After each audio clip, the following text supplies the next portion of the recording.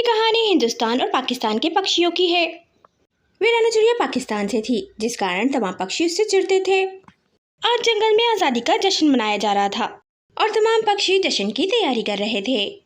रानी चिड़िया का एक बेटा था राजू।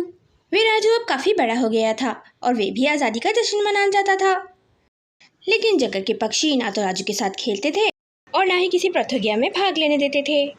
राजू भी अपनी मम्मा से जिद करता है कि वे भी दूसरे पक्षियों की तरह गली में जाकर तिरंगा लगाएगा, परंतु रानी चिड़िया राजू को मना करती है क्योंकि वे जानती थी कि कोई भी पक्षी राजू को तिरंगा लगाने नहीं देगा, उसे वहाँ से भगा देगा। लेकिन राजू जिद करके वहाँ से चला जाता है। जैसे ही राजू गली में जाता है तो देखता है कि पक्षियों ने काफ़ी सारे तिरंगे लगा लिए हैं और गली को काफ़ी अच्छा सजा लिया है। राजू को वहाँ तो देखकर तमाम पक्षी मुँह बनाने लगते हैं, न जाने ये कहाँ से आ गया। राजू उनसे कहता है, मैं भी तिरंगा लगाऊंगा, मुझे भी दो। कालू कौवा झट से बोल पड़ता है, तुम्हें कोई अधिकार नहीं है तिरंगा लगाने का। तुम पाकिस्तान से आए हो, तुम्हारी माँ पाकिस्तानी है, तुम्हें कोई अधिकार नहीं है आज़ादी के जश्न मनाने का। तुम जाओ यहाँ से। राजू कालू कौवे से कहता है, कालू इसमें मेरा क्या दोष है कि मेरी माँ पाकिस्तानी है। जब उनकी शादी नहीं हुई थी तो वो पाकिस्तान में थी, लेकिन अब उनकी शादी हिंदुस्तान में हो गई है तो वो भी अब हिंदुस्तानी ही है। और मैं तो यहीं पैदा हुआ हूँ, मेरा क्या दोष है। ये देखो, ये सब हिंदुस्तानी पक्षी मेरे दोस्त हैं। अभी मिनटों में मेरे साथ मिलकर पूरी गली में तिरंगा लगा देंगे। हमें तुम्हारी कोई ज़रूरत नहीं है, चले जाओ यहाँ से। तुम लोग मेरे साथ ऐसा व्यवहार क्यों करते हो? मैं भी तुम लोगों के साथ खेलना चाहता हूँ, आज़ादी का जश्न मनाना चाहता हूँ। हाँ, अगर तुम्हें अपनी आज़ादी का जश्न मनाना है तो तुम अपनी माँ के साथ पाकिस्तान जाओ, वहीं जाकर अपनी माँ के साथ आज़ादी का जश्न मनाना। चले जाओ यहाँ से, हम तुम्हें अपने साथ नहीं रखेंगे। पाकिस्तानी बिल्कुल भी अच्छे नहीं होते, मैंने लोगों से सुना है।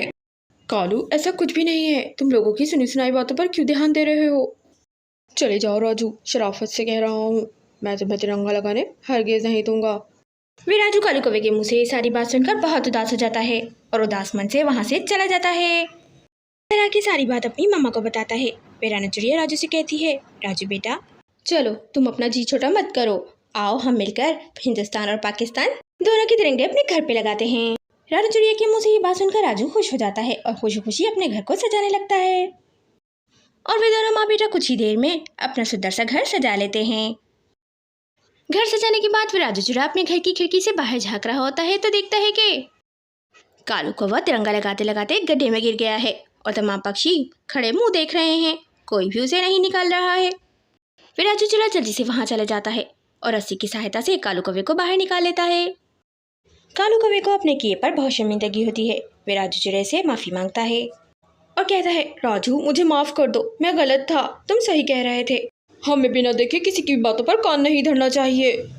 मैंने अभी तुम्हारी इतनी बेइज्जती की थी, लेकिन इसके बावजूद भी तुम मेरी जान बचाने के लिए यहाँ आ गए।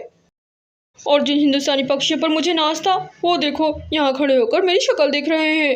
राजू सच्चा दोस्त तो वही होता है जो मुसीबत में काम आए। तुम चाहते तो अपनी बेइज्जती का बदला अभी मुझसे ले सकते थे, लेकिन तुमने ऐसा बिल्कुल भी नहीं किया। और फिर कालू कौवा और राजू गहरे दोस्त बन जाते हैं। आज उन दोनों के दरमियान पाकिस्तान और हिंदुस्तान का फर्क खत्म हो चुका था और अब वो दोनों एक हो चुके थे और अब तमाम पक्षी मिलकर इंडिया और पाकिस्तान दोनों की आज़ादी का जश्न मनाते हैं। बच्चों, हमें इस कहानी से प्रेरणा मिलती है कि हमें कभी भी बिना देखे किसी की बातों पर कान नहीं धरने चाहिए।